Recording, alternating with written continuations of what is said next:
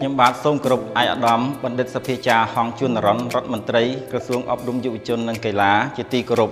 សូមគោរពឯកឧត្តមលោកជំទាវលោកស្រីថ្នាក់ដឹកនាំក្រសួងអប់រំយុវជននិងកីឡាជាទីគោរព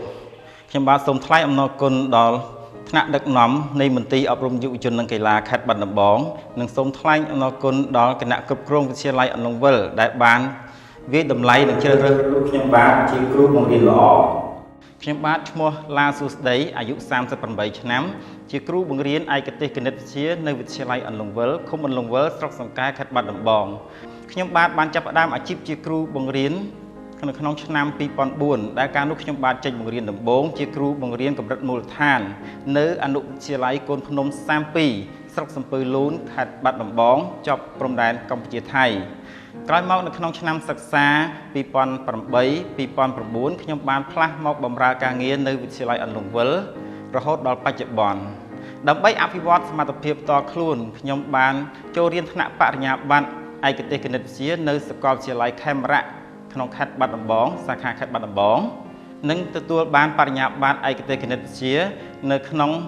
ឆ្នាំ2010នៅក្នុងឆ្នាំ2008នេះផងដែរដើម្បីអភិវឌ្ឍសមត្ថភាពផ្ទាល់ខ្លួនខ្ញុំបានចូលរៀនថ្នាក់បរិញ្ញាបត្រឯកទេសគណិតវិទ្យានៅសាកលវិទ្យាល័យខេមរៈនិងទទួលបានបរិញ្ញាបត្រនេះនៅក្នុងឆ្នាំ2010ក្រោយមកទៀតខ្ញុំបានទទួលការបណ្ដុះបណ្ដាលលើជំនាញភាសាអង់គ្លេសជំនាញរដ្ឋបាលជំនាញកុំព្យូទ័រនិងព័ត៌មានវិទ្យាក្រោមការឧបត្ថម្ភរបស់ក្រសួងអប់រំយុវជននិងកីឡានិងការចំណាយផ្ទាល់ខ្លួន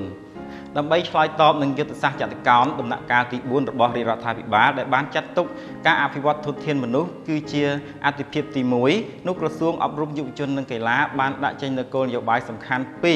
ទី1ធានាការអប់រំមានគុណភាពប្រកបដោយសមធម៌បរិយាបន្ននិងការលើកកម្ពស់ការសិក្សាពេញមួយជីវិតសម្រាប់ទាំងអស់គ្នាទី2ធានាភាពស័ក្តិសិទ្ធិនៃភាពជាអ្នកដឹកនាំនិងការគ្រប់គ្រងរបស់មន្ត្រីអប់រំគ្រប់លំដាប់ថ្នាក់ក្នុងនាមខ្ញុំជាគ្រូបង្រៀនឯកទេសគណិតវិទ្យាមួយរូបខ្ញុំបានចំណាយពេលក្រៅពីការបង្រៀនដើម្បីធ្វើកិច្ចតែងការបង្រៀនសៀវភៅរដ្ឋបាលទាំងអស់និងធ្វើការងារស្រាវជ្រាវរកចំណេះដឹងថ្មីវិធីសាស្ត្របង្រៀនល្អនិងស្វែងរកឯកសារល្អសម្រាប់ការបង្រៀនសិស្សដើម្បីឲ្យ